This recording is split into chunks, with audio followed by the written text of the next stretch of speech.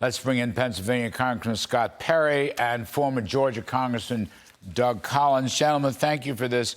Doug Collins, this Texas tragedy, this guy was a criminal, and somehow he was loose. I don't know, he was released back into the interior with an ankle bracelet or whatever. I don't know why it wasn't behind bars.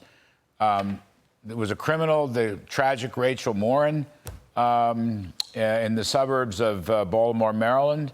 You had a criminal in this terrible raping of the teenager in Queens, New York.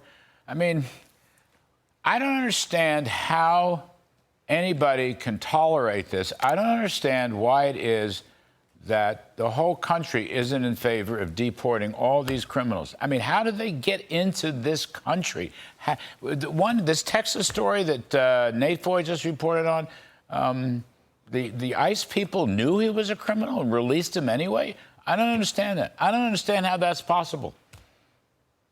Well, it's good to be with you, but this is a sad story. We didn't even mention Lake and Riley down here in Athens. Same thing, murder, Yes. illegal immigrant Yes. did this. I mean, this is what happens when you have a border that is unprotected and you have men and women of our Border Patrol, ICE agents who are, instead of doing their job, they're being basically told to handhold people and to send them away from the border so that the Biden administration can't show the pictures of people congregating at the border. This is a willful attempt by the Biden administration to forego our immigration laws. And at the same time, it's putting the rest of the country in peril. The best thing that could have ever happened for people to understand that we're in danger and national security risk or our border was when they started farming them out to everywhere else in the country. And then the people began to see how this was overwhelming our system, taking our security to a risk. And also, here's the part, Larry, we see these like this that are very bad, but we're not even counting the ones who've walked across from terrorism watch lists or who maybe plan ourselves who are coming across with no vetting at all.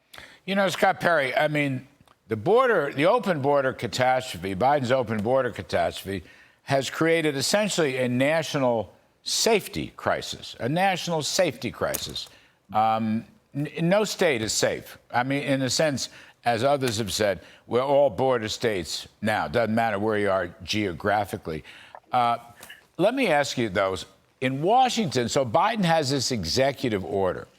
The executive order has apparently reduced the volume of illegals by about 25%. But the numbers are still running well ahead of the 2,500 a day that Biden advertised and said, for example, he'd close down the border until it got even lower. In other words, I don't see his executive order being enforced. That's what troubles me. Well, Larry, thanks to be with you. Good to be with my friend Doug. He had been and I have been in this battle for a very long time. Let me just start with the executive order. It's meaningless.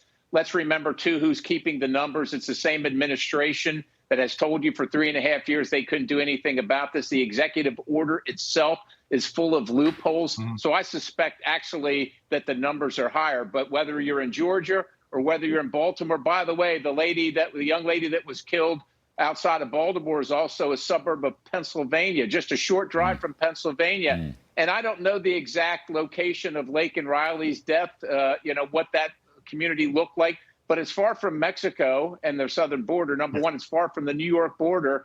But the lady that was that lost her life, that was murdered brutally just in a place called Bel Air, Maryland, was out on the rail trail. And so when you talk about the safety and security of Americans, this is all collateral damage to the Biden administration, to President Biden himself, and to the Democrats. The point is they don't care about Americans and the lives of Americans and the terror that Americans feel unsafe to go out in their homes as long as they can continue with their agenda, which is unstoppable, unbridled, illegal immigration, illegal entry into our country. And if criminals and terrorists have to come to get those voters, well, then so be it. And if people like the 12 years old, Larry, 12 years old, if the little 12-year-old girl or the 37-year-old lady or Lake and Riley had to lose their life brutally for this effort, well, then the Biden administration and the Democrats say, well, so be it. Do we have the quote, Trump on the kids going to school, if you get a diploma, you should get a green card with the diploma? Do we have that? Can we play that? All right. Let me just let our two congressmen hear this quote from former President Trump. What I want to do and what I will do is you graduate from a college, I think you should get automatically as part of your diploma a green card to be able to stay in this country. You need brilliant people. Scott Perry and Doug Collins. Doug Collins, let me go to you. This is Mr. Trump. Now, no one's ever going to accuse Mr. Trump about being soft on the open border. And in fact, he talks, in the same speech paragraph about a massive deportation program. But it is an interesting wrinkle. I interviewed him before the Business Roundtable, 10, 12 days ago. He made this point. If you get a diploma from a 2-year or 4-year college or graduate school, you should get a green card because we'd like to keep and attract the best and the brightest. Doug Collins, what do you think of Mr. Trump's idea on this point?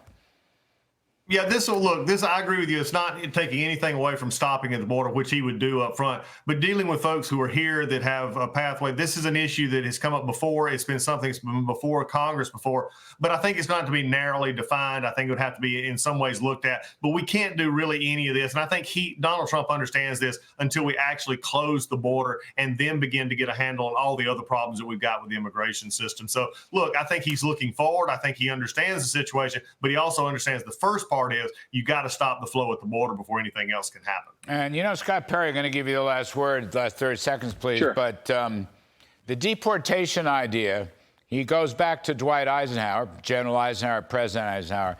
The deportation idea, when you poll on this, as you probably know, Scott, is very popular. And when you see these horrible, hideous, monstrous stories in New York and Maryland and Georgia and Texas and so forth, deportation of criminals is going to be a big issue, don't you think?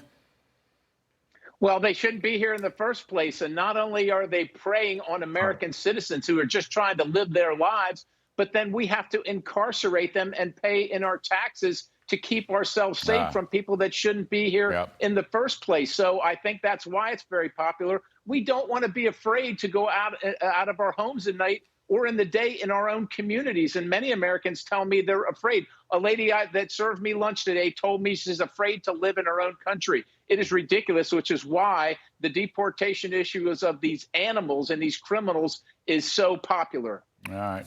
Thank you, gentlemen. Congressman Scott Perry and Doug Collins, we appreciate it very, very much.